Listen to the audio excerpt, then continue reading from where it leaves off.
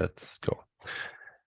Hello, everyone, and welcome to the Esports Research Colloquium. My name is Oliver Leis, and I'm really happy that all of you joined today's event. I'm also really excited to be speaking with Juan Carlos Andrade. Juan is a physiotherapist and osteopath working with professional esports players. I'm looking forward to the insights that he will going to provide about his work and his experiences in working with professional esports players. And now, without further ado and without wasting any time, Juan, welcome to the session, and the stage is yours. Good morning, everyone. Thank you to join us. I will try to share with you a little bit my job in this different season in the league, in the European League of Legends. So if you have some question, any question, don't hesitate. You can ask whatever if you have some curiosity.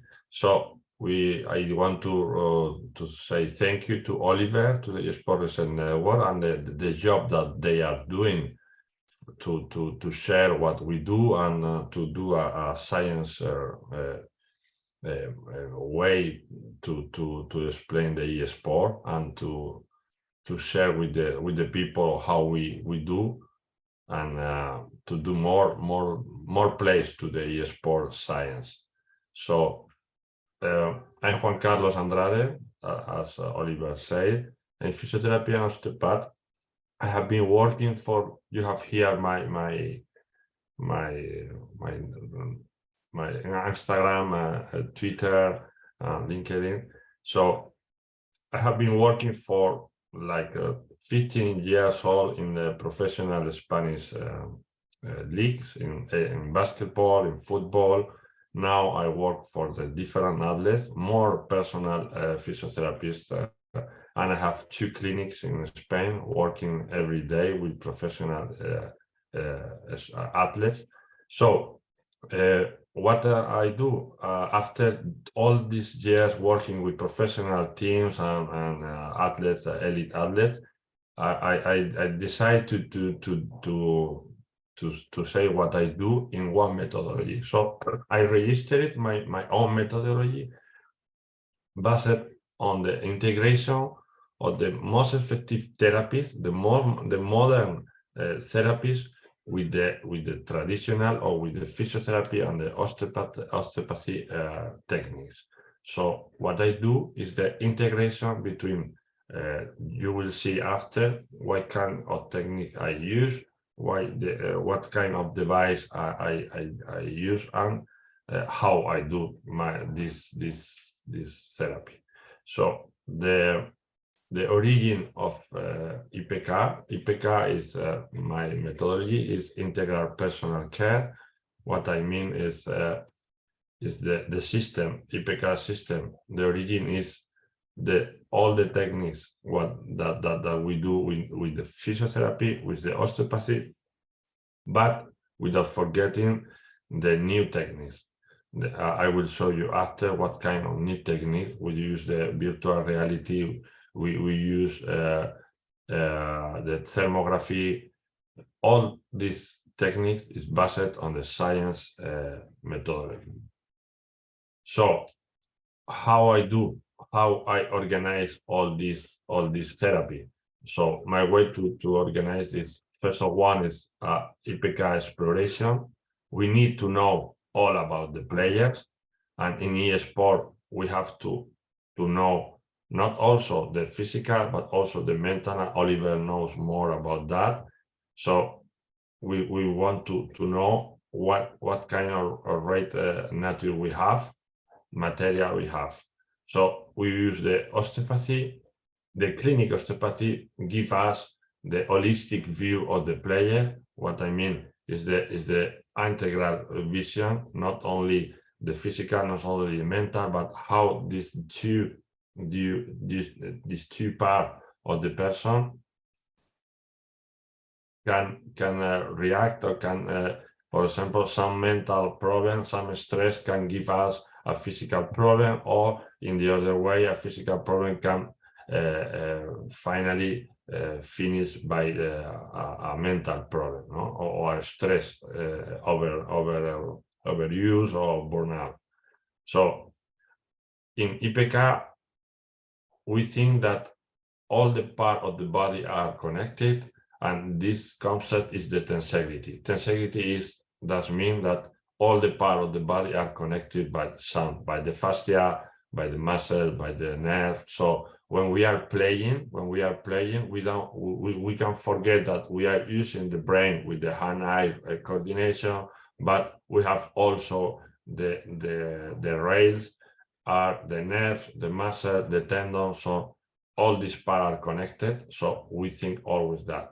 And the advanced therapy that we use, I will explain you after: virtual reality, thermography, ECG to see the cardiovascular, the frequency rate, the heart rate variation. So we use all these kind of advanced therapies, and all these therapies, all this part, we don't forget also the holistic integral therapies. Holistic therapies for us is maybe acupuncture, is maybe another therapies, not so science, but with a lot of experience, clinic experience. So we know that they can help us. Okay, and also we don't forget that we work with professional players, so we need to do a very good return to play. That's what I mean, is we need to be performant to the in league, for example. If you miss the spring split, maybe you have not contract to the summer split. If you have not a good summer split, maybe you don't go to goals. So we need to be performant and in a very fast and very short time. Okay.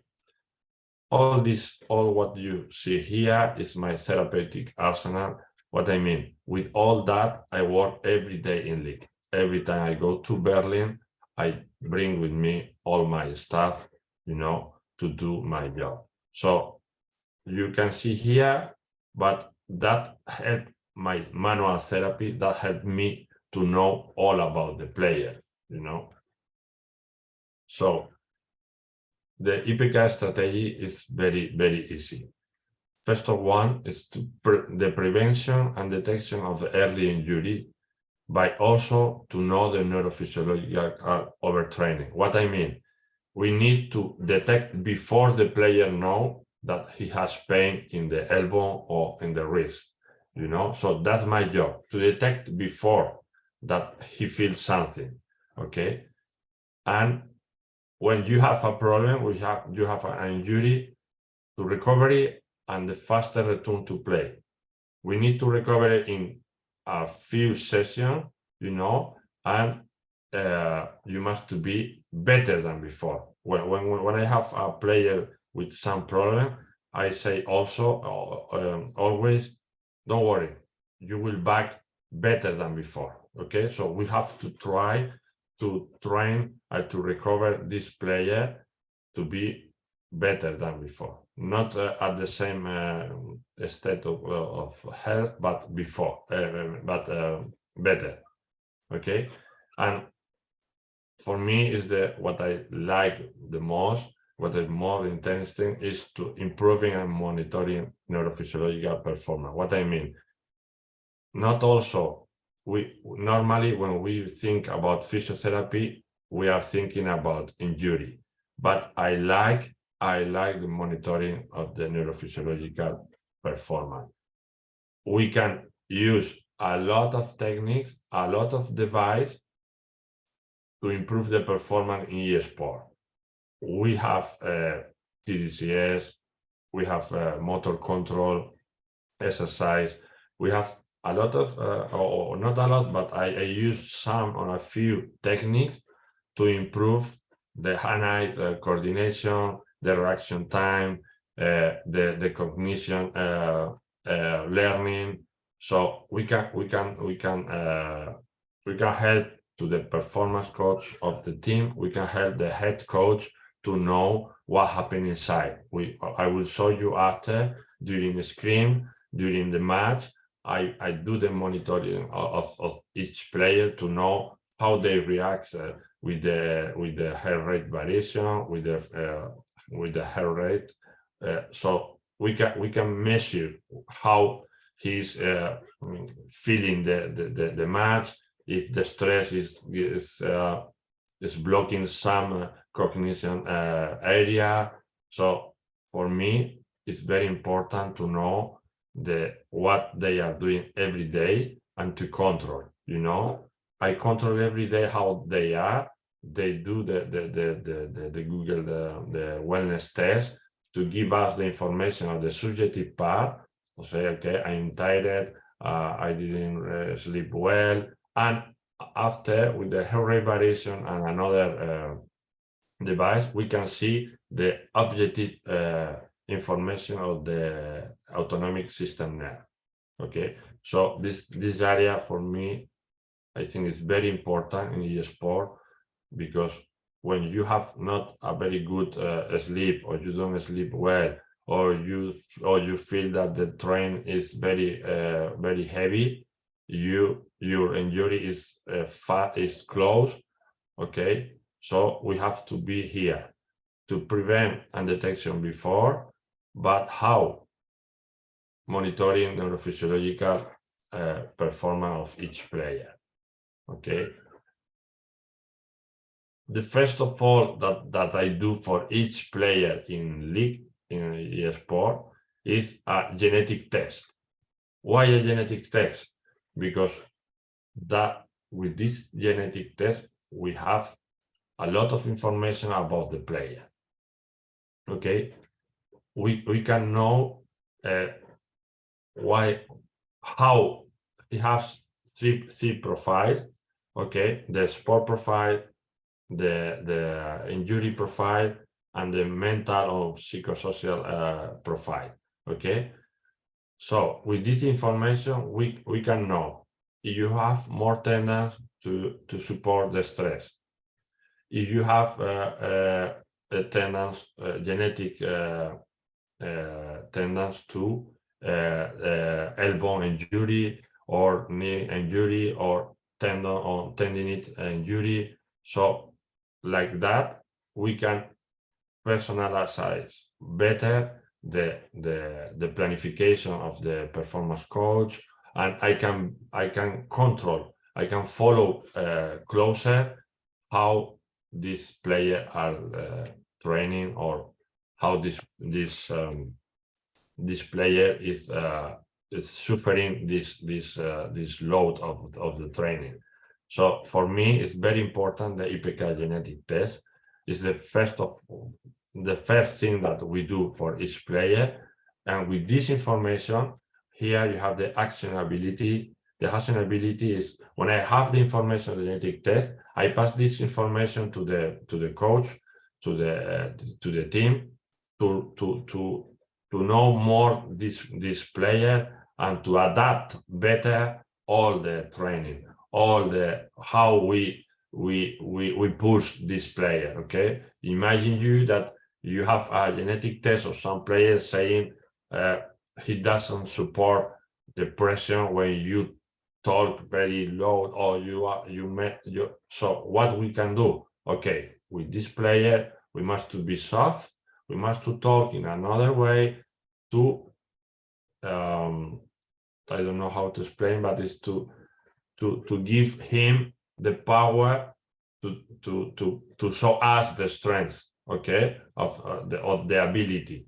Okay, if you don't personalize this kind of training, maybe this player doesn't support the stress of this kind of training. Okay, and also we have in this kind of test, we can also to know here you can see you have the nutrition information, okay, and the nutritional supplementation. In this kind of test, I can know how many caffeine every player support. I mean, if you have one phenotype, or the second phenotype, you don't support more increasing you cannot increase the supplementation of caffeine more than 8 milligrams, you know. So it's for that sometimes you take the caffeine and you say, okay, I feel good, but you have phenotype 2, you increase 8 milligrams more and you don't feel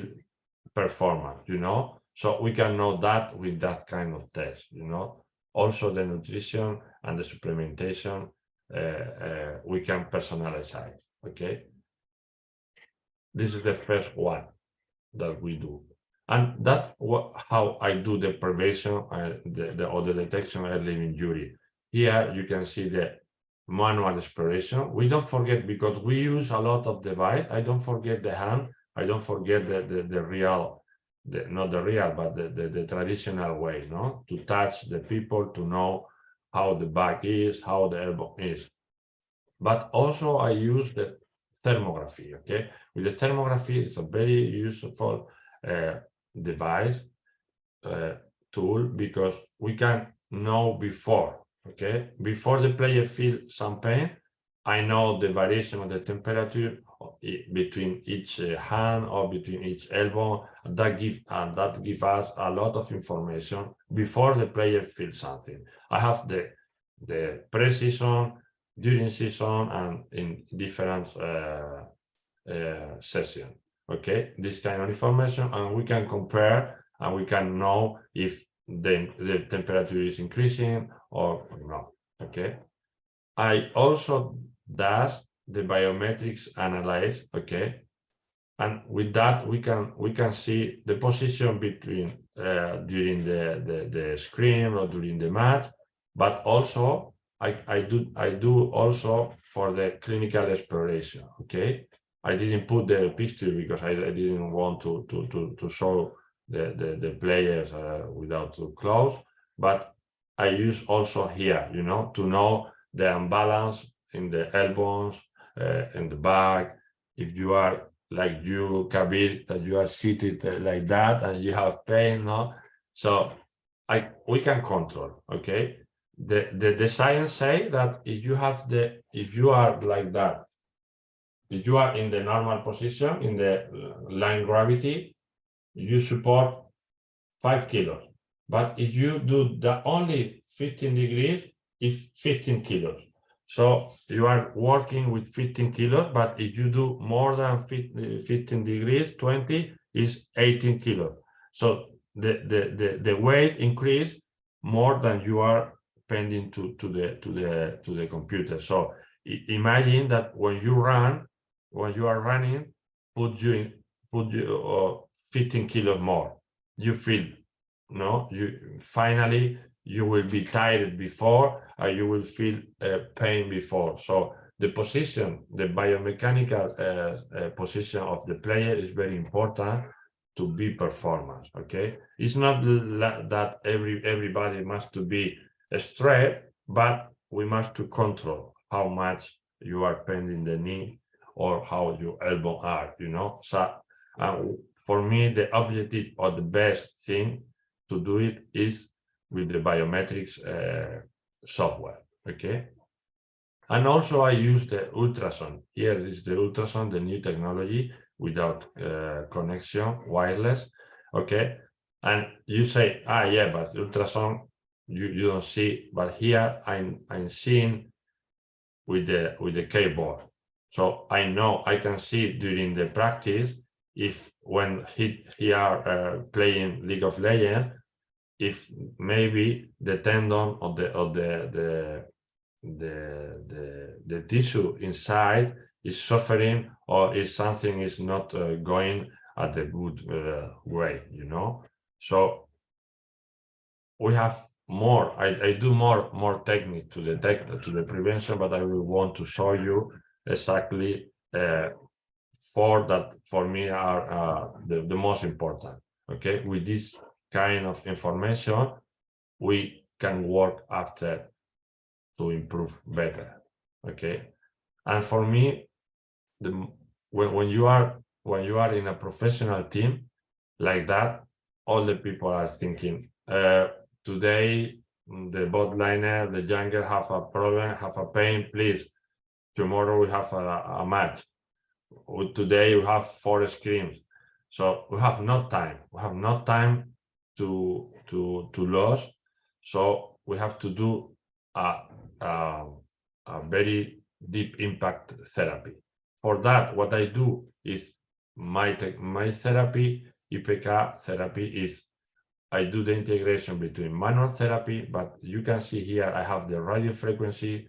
It's a health device to improve the pain. Okay, but I do also the pain neuromodulation.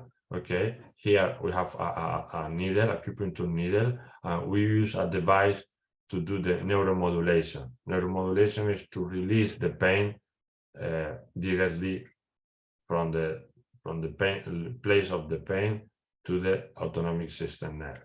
And I like a lot the fascia therapy, okay, because what I said you before, the tensegrity is the concept that all the parts of the body are connected. So the fascia is the connection between these different parts of the body. So if I don't work the fascia, finally the range of motion is not good. Finally, so when we are playing, and also in eSport, when you are playing sitting all the time in the same position all the time, this fascia do a restriction, and that of this restriction is what after we will have pain or we will feel uncomfortable. And we don't forget the motor control therapy. Why? Here we are working the structure. Here we are working the connection. Here we are working the nerve, the pain. But here we are working with the cognition area, the connection between muscle with the brain, and we need that. If you click the flash before time, you are dead. If you do after, you are dead. We must to have a very good motor control to be performant during the match.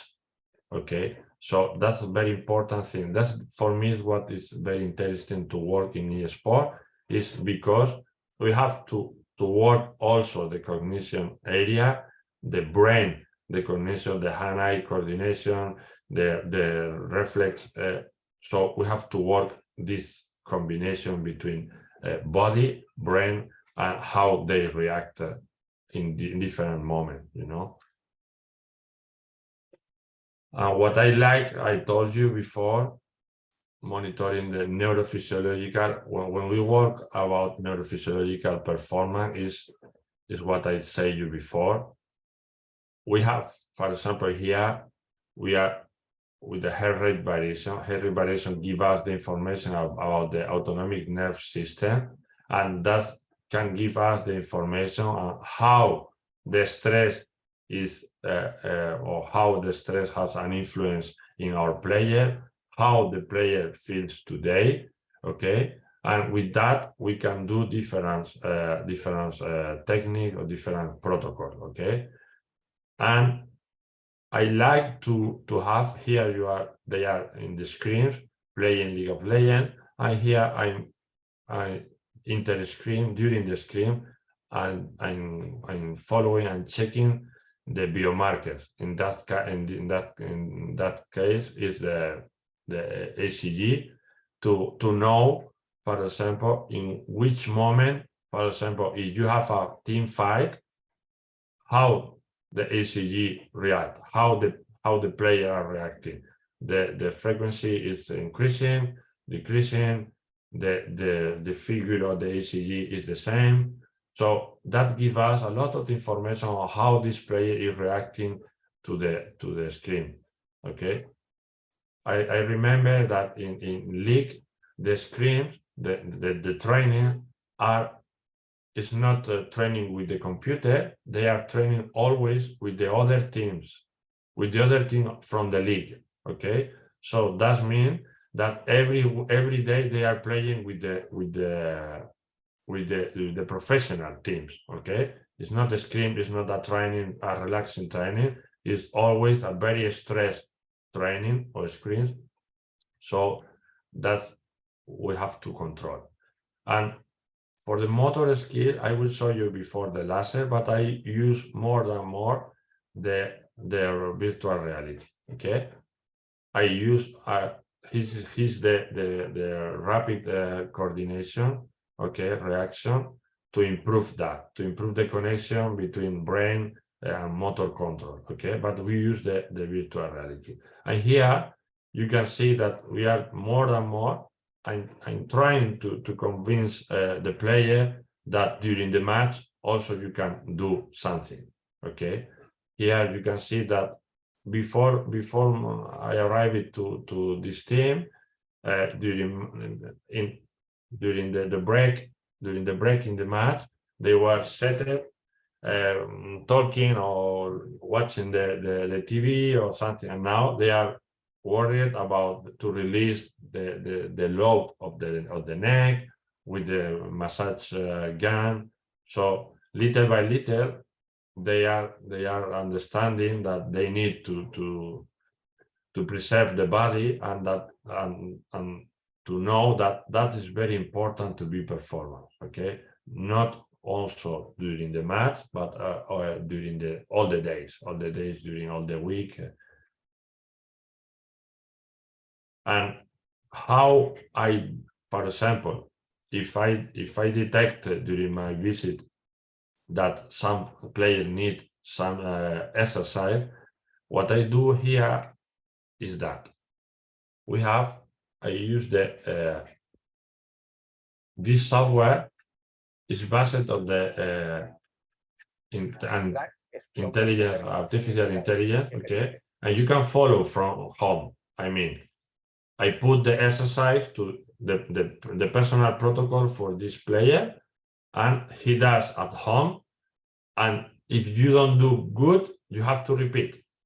And I can control at home what they are doing. Okay, so I don't need to be every day there. They have the performance coach, they have the head coach, but they have the job to improve that, to improve the range of motion of the head, or to the range of motion, or to improve the elbow problem. Okay, so it's a very good thing. It's a very good tool that I use. And that's all. You have here my contact if you have some question. Thank you very much for your presentation. I try to include my spotlight as well, so now everyone can see the both of us. Yeah, thanks for the insightful presentation to your work. And I have some questions, but the audience is also welcome to raise their hands and then ask their questions or forward their questions to me via private message or in the all chat, and I can use them. And the first question I have, since you just talked about that, is you mentioned that you go to Berlin from time to time, and you also work remote using videos like that. Can you provide some insights on how often you travel to Berlin and how often do you see and interact with players in person? Yeah, normally what we do is one session before the spring. They have two split, spring split and summer. So now in December I do the first assessment to everyone, the 5 or 6 players, to know how they are, in which situation they are. I talk with the performance coach and we do the planification of the pre-season. Okay, I stay 1 or 2 days and I do the evaluation, the treatment of the injury they have or to prevent, and they put in place the monitoring of the performance. And in the middle, during the regular season of the spring split, I go again, okay, to do the same thing, to do the balance, to know to control if they are always okay. But during this time, we have online session for neuro stretch, online session. We have I have a methodology that they are all the days in connecting to me because they do the wellness test. So every day I know how they are, how they feel, how all the planification, or how they feel with this kind of planification. So if one day they don't feel good, we call and we say we have to change that, or I do that, or we do the online session, and you can see that they have a lot of job to do without me. I mean, with this software, I do the planification of the exercise, the workout. So they go to the gym, but also if they need some IPK protocol, I do the implementation with him. And I don't like to say that, but for example, during this season, we played the playoff, all the split. I mean, before me, they don't do the qualification to the playoff with Misfits, but this last season, we did all the two split the playoff. So we did before playoff. I went again to do the same protocol, and finally we don't go to final, but I think that it was the difference in win rate. I have not the statistics here, but I didn't want to show you, but from pre-season to the first visit, they did 4 wins, and from the second session to the playoff, 7-1. So they feel the difference, when they are tired, when they have problem, and you release the pain, you release the load, they feel that. And in summer, we stayed for only one match to go to goals, and Misfit was a very young team. Anyone believes in that team, because not very famous players, not very famous or traditional team, but this last year was very nice, and we were only to one win to go to Worlds. So I think that when you work together, I don't work alone. I work with Owen. He's here. He's the performance coach. So I think that when you work all together, you can obtain a lot of results.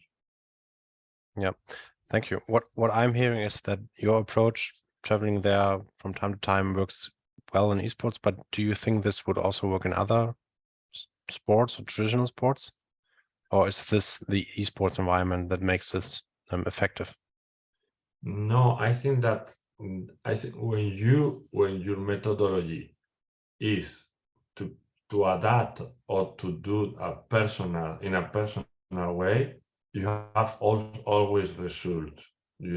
Why? Because I don't care in the same way at the different all the team. I mean, the jungle is different, the top laner is different, the boot is different. They are different countries, they are different personality. It's for that in the genetic test we give very big importance to the mental and social data, because in that way we know how they are, and we can adapt more all that kind of terms. So, for example, now I'm working for the Olympic road team in Spain to Paris. We are preparing Paris 24, and I do the same thing. I do the same thing, but the difference is here we have a very big cognition component, and they're more physical, but we have to adapt. Yeah, okay, thanks. Since you just addressed the mental and social data, I was wondering what tests or what specific tests you perform to, for example, know about their stress or cognitive capability. Yeah, we have the cortisol test, first of all, and also with the virtual reality, we have an Explora. An Explora is a startup that they do the clinical test. You know more about that kind of test, and in that test we know it's not me that do the interpretation, it's the psychology doing that. So we do the test with some reaction. Is I don't know exactly all the term of the psychological term, but it's very, very nice to know. It's only with the virtual reality, and they give the result to the specialist, and after that we know exactly at that moment how the stress is in that player.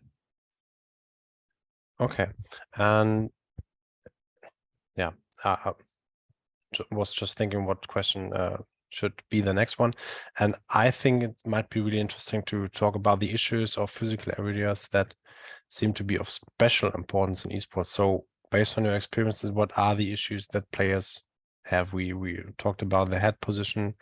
Are there some things, for example, in League of Legends, that are most important? The physical part, you say? Yeah, like problems. What problems do they face? We work every day. We work every day in the gym, and what they see, the players see the problem with eSport, and you know also, and Mike and Kabir, I think that maybe they think is how they understand that the physical workout or the physical strength we need, you know, and little by little player knows that. So we work every day, not everybody, but every day we work physical therapy, physical training, and we try to do the strength of the shoulder, the neck, also hands and wrist. But it's true that more you have strength here, less you have problem after when you are seated, you know. But the cardio is more and more important, you know, because it's a lot of hours sitting and spending energy, you know. So we don't think that they can be tired at the end of the day, but it's real that they spend energy, a lot of energy, only to be seated. Okay, and after playing and reacting and thinking, and you know, so the more and more they believe that the whole body is important, you know. So we work on that area. Okay, that was helpful. And I received one question: what are the challenges for rehabilitation adherence for esport athletes? Sorry? What are the challenges for rehabilitation adherence? So if players really stick to rehabilitation, what are those challenges that you perceive? What I perceive that I didn't understand the question. Okay. Sorry, it's my problem. No, it's fine. Are there problems for players to really stick to the guidelines, the practices, the recommendations that you provide them? What the problem that they have, or the recommendation that I think that you give? Yeah, that I give. Yeah, I work a lot with the neuro stretch, you know. Neuro stretch finally is, for example, when you are playing a lot of time, you feel weird, you just start to feel here, that's that you are tired, and the nerve is tired also, no? So I do the recommendation a special neuro stretch. Neuro stretch is to stretch the part of the nerve, for example, the medial nerve, and we stretch. We are not stretching the muscle, but we are stretching also the nerve. Putting, I block, you know, the nerve start in the brachial plexus. So we do different stretch, you know, to the tibia, to the cubital, to the radial, or to the medial nerve. So I do a lot of online session only to release the problem of the nerve. I work a lot of that, and also I work a lot with the motor control. What is motor control workout is to work with the laser, and the recommendation is you can do it with your phone or something, is to connect the brain with your muscle. You are doing some exercise, but you are conscious that you are doing that. Okay, if you do that, you improve the connection between your brain and your muscle, and we are playing, you will be faster. Thank you. But my question was trying to address a different aspect. So do you experience challenges in working with esports players when trying to support them and make sure they recover? Yeah, the challenge in e-sport is I work with professional, but the difference that I feel it between maybe football and here players, they don't demand a lot of healthcare, you know. I mean, in football every day they are asking you, give me a massage, give me a, you have to check that, you have to, in e-sport, no. I mean, they suffer a lot in silence every day. They are playing. When you ask, do you feel pain? No. Well, yes, maybe here, and we start, you know. So they are playing with a lot of problem, but they don't say nothing because they are used to be at home alone and without someone to take care of them. So little by little they open mind and they start to ask me, Juan Carlos, or to send me by Discord, Juan Carlos, I feel that, what can I do, you know? So when they feel that you do something and you improve the problem, you have some clients, we can say, no? I mean, they feel that you are good, that you are helping them, so you have more and more confidence to help them, you know. So challenges are that they might have a different mindset in realizing that it's important, and that they first have to build trust. Yeah. Okay. I think that not. I think that I can say the first Spanish physiotherapy, or the only Spanish physiotherapist working in league. I am. That's sure. The other team has someone to maybe sometime give a massage, but not they don't have a unit like they have head performance, strategic performance, and mental performance coach. They don't have a healthcare performance, you know.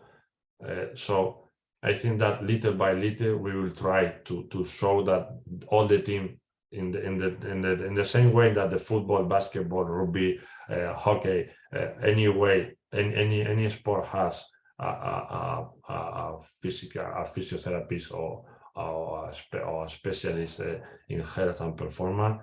Little by little they will have. Yeah, I agree. And last question before we move on to the question by Kabir. Are there things that you do when you're not in Berlin to build trust and change their mindset? Yeah, I work the first time I arrived there. I talk a lot with the people, with the athlete, to know what he is, what he believes, to know more about the personality, to know more. I know that I have the information because the other coach told me, and I try to say, I'm here to help you.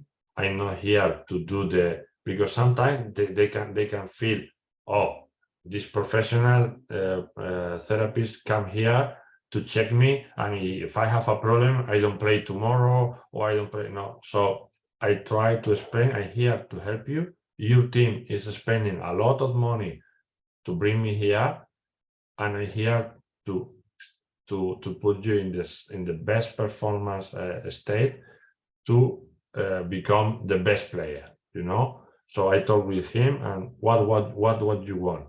You want to be the best one. You want to be you want to have the best contract or better contract for the next year. Believe me, I can help you. Thank you. And Kabir, your question. Thanks for waiting. No worries. Thank you very much. Thank you for the presentation. My question is, before a scrim set or before they go on stage to play, do you have any form of activation routine? And what does it kind of look like? Yeah. During the scrim, we have a protocol for the warm up.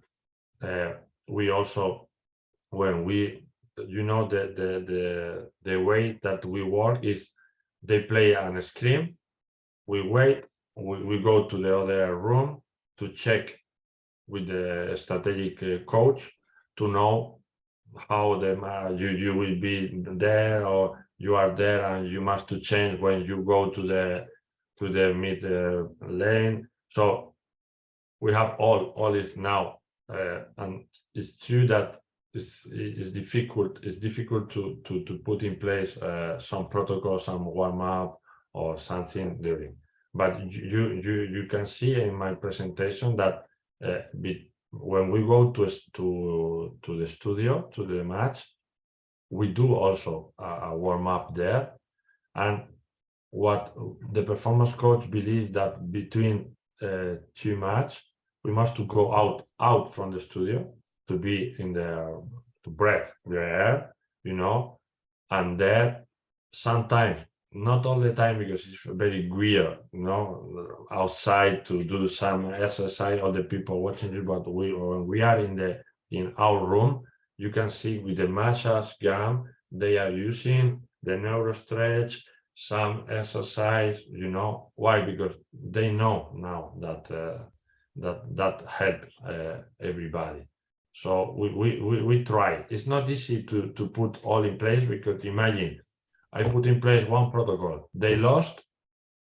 It's because the protocol. It's not because we had a bad match, So we need little by little. It's true that this year with Misfit, it was a very great season. So all what we put in place is good, But finally, in the playoff, we didn't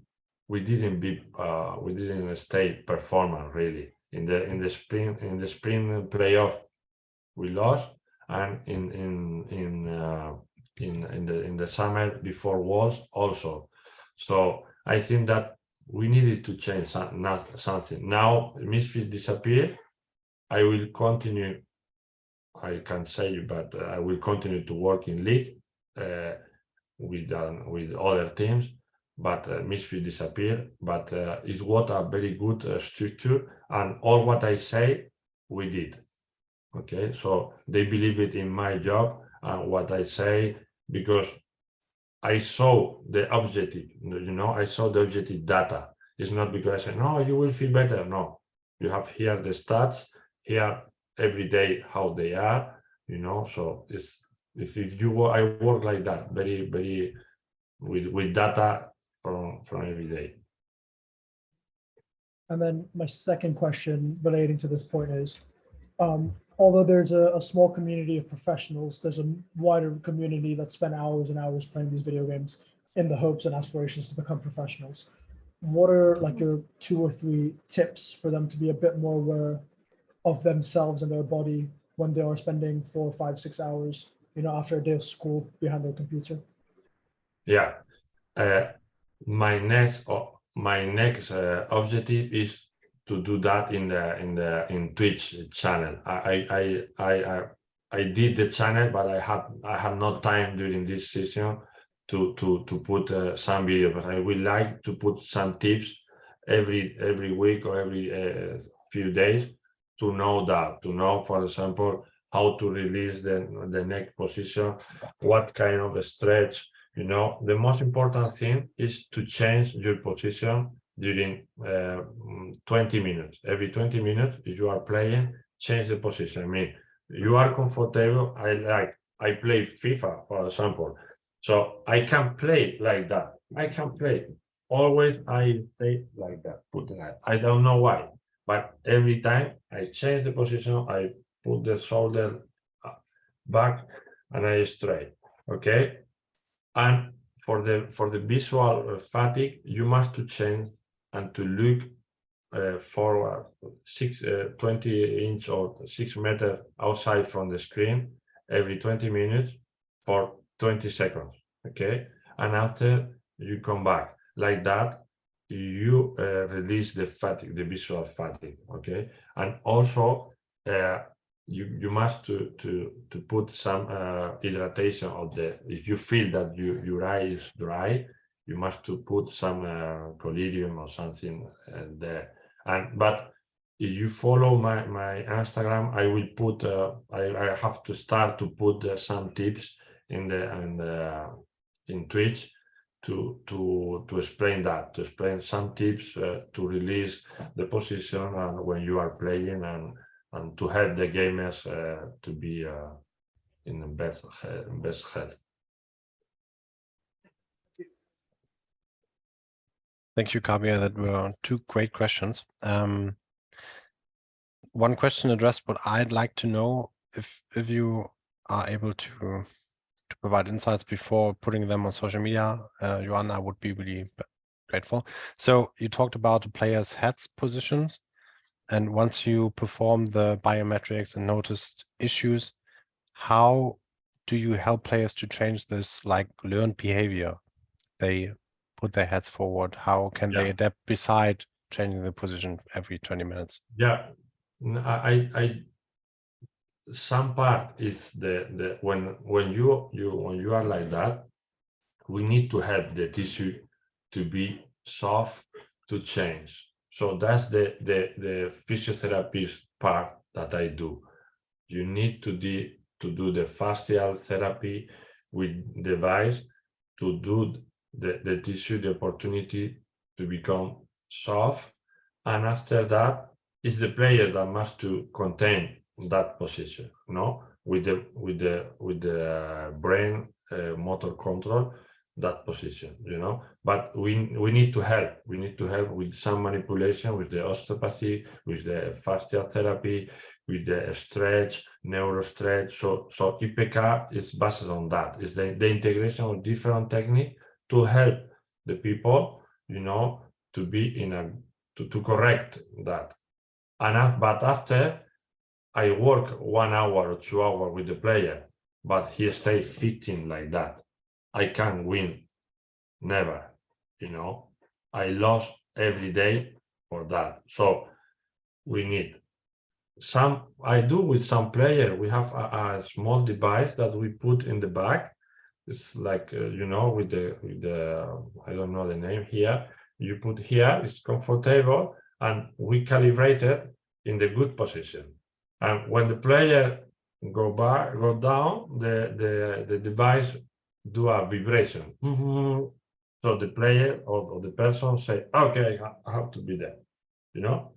It's a good thing that I try, not with the professional they don't like, but with not professional, and the person that have that problem, the dorsal problem, I use a lot. It's not expensive. I think that you can buy by 15 euros, everywhere, and it's very useful to remind you that you are in a bad position.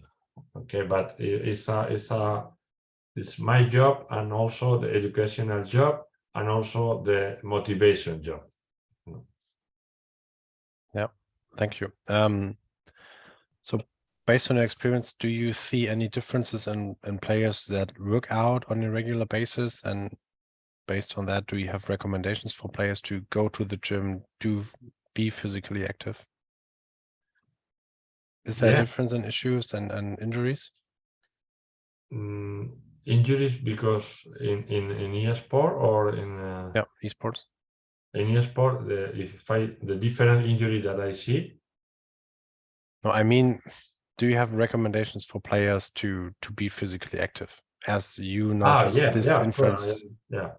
Yeah, of course. The stats say that if you do a normal workout 1 hour by day, you reduce 60% the possibility of the injury. Okay, so finally, it's not because I'm old in my time. Go to the gym is because you go to the beach and to be strong or the stronger than the beach. But now it's not that only that. We have it's not only because we need to play, but what the science say is the telomeric that we have in the ADN and the DNA, we have the telomeric part. So if you do exercise, this telomeric part doesn't decrease, does increase. So if you do exercise, you are increasing your lifetime, not also to play, but your normal lifetime. So if you don't do a sport or some exercise, that telomeric part decrease. So this cell finally will die. So we need to do exercise, not only for the sport, but for your life. But if you want to become a gamer and you play a lot, that you are seated, you must to move. Okay, you must to move. Sam Saneman is a physiologist and physiotherapist, very famous, and she said that for 2 hours seated, you need to move almost 20 minutes. So if you are playing 15 hours, you can do the count, how many times you need to move, so I think it's very important to do also this calculation to know how many times I stay seated, so I have to move. Yeah, so after this colloquium and the recording, you should all move a little bit. Yeah. Okay. And when we take a look at the environment that surrounds an esports player, do you see any individuals that can be included within your work? So coaches, you said you forward some information to the coaches. Yeah. And so who's there? The parents? Who would you include in your work? Yeah, I work in a team. I can work without team. I mean, all the things that I do is to give information for each part of the coach.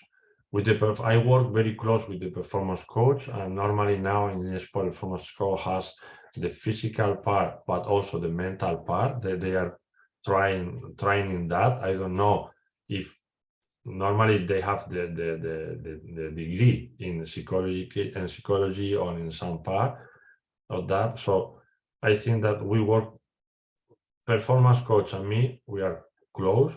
And after we give some information, for example, with when I see the biomarkers during a scrim or during match, I give the information to the strategic coach to know, look, when this player has a team fight, he's not reacting a good time, that kind. Or also we can improve, for example, the last summer split, I used the TDCS during scrims. I say, okay, the strategic coach, now we want to train that part of the map. I put the TDCS on the head of the player, and he tried to do. Why? Because with TDCS we can open the cognition area to learn faster than so. So it's that I work in that kind. And with the parents, we are in Berlin, they are always alone. I don't know the parents. We have no contact. Maybe the business manager, yes, for the contract or all that. But the most part of the time I talk with the league, they are alone in Berlin. No parents, nothing. But it's true that we are all the day together. We start at 11 and we finish at 7. So I think that it will be good to know to start, because sometimes they are 16, 17, 18 years old, and it's too hard. It's too hard to be alone. It's too hard to be alone in a professional environment with the pressure, with all the day Twitch, Twitter, the other. So I feel I have some players, not from this team, because I have another Spanish player, eSport player, working there in Berlin, and in some part of the season they feel it, the stress and the anxiety crisis, and this was the first time I saw that. It's the first time on my career that I saw one player feeling that kind of pressure. So it's very important to have someone in the team to help the child. Yeah, thanks. So if the audience got questions, raise your hands or put the questions in the chat. Otherwise, I will move on with some closing questions, I would say. Yeah, my question would be, do you have any, let's start with a introductory question about that issue. How did you come to be a physiotherapist and osteopath in esports? How did you get started? Yeah, always I started 20 years old. My first degree was nurse. I have been working in nurse, but I was a basketball player, not professional at all, but semi-professional, and I decided to work in a sport and traditional, we will say traditional sport in basketball. So I studied physiotherapy, but I say I want to know more about the person. I don't believe that. I don't think that is a person is only the structure, the muscle, the tendon. So osteopathy give me this holistic vision of the person, and I say, yeah, but I need more formation. I want to be. Why? Because I studied that. I like device. I like electronic device. I like to work with electronic things. So I say I need to learn about ultrasound, about thermography. At that moment, it's true that the football is a very, very, very performance and electronic device area. So to work in professional football, you need to control a lot of technique. So yeah, at that moment, I say, okay, but I want to mix. I want to mix in my own methodology to know to say people what I do, not because I'm better, but to show the people what I do in one methodology that is integral personal care. So I studied all the time, and I continue to study, I continue to learn. And at that moment, someone working in eSport, a performance coach, contact me because they know me from football. He say me, Juan Carlos, I think that your methodology is perfect. It's perfect for eSport. I work in the mental area, but I don't know what happened with neurophysiological answer, with the biomarkers. I can control what happened here. And your methodology is very fast. You can do a deep impact answer in that sport. So I started to work, and finally we can see that it's true. It's through this kind of working with electronic device or with new advanced therapies, and without forgetting the physiotherapy and the traditional therapy, that was very good for that kind of sport and that kind of electronic sport. And in Spain also, they are more and more interesting to know this specialty. So it's good.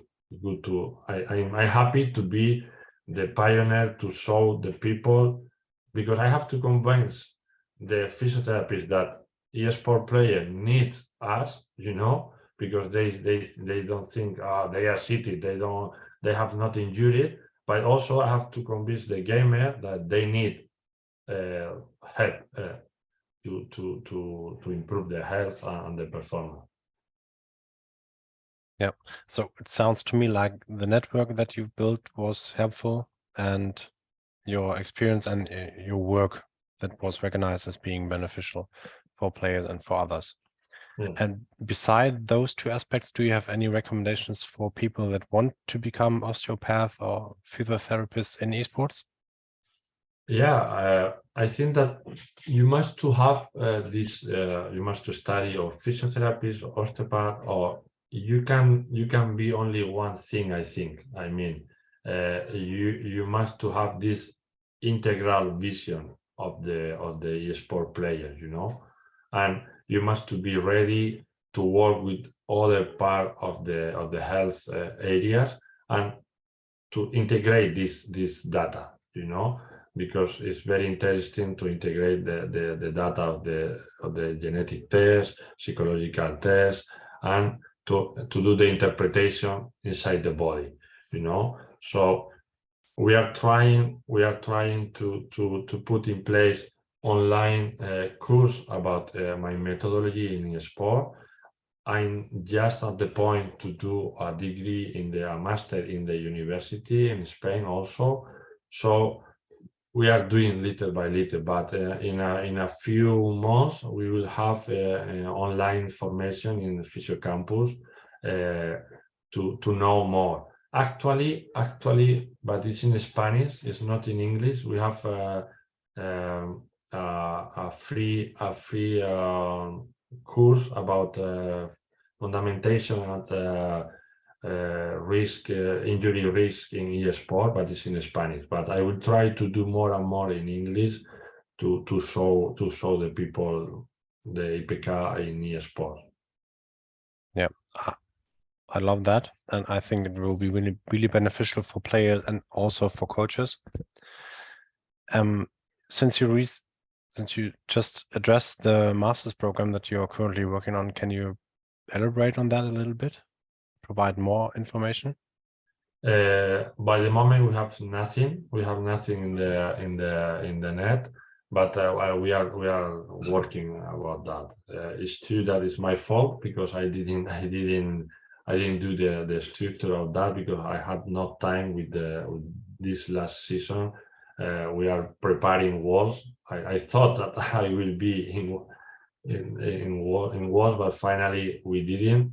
So I'm preparing in the next month. But if you can follow by Instagram or Twitch, we will give the information about that program.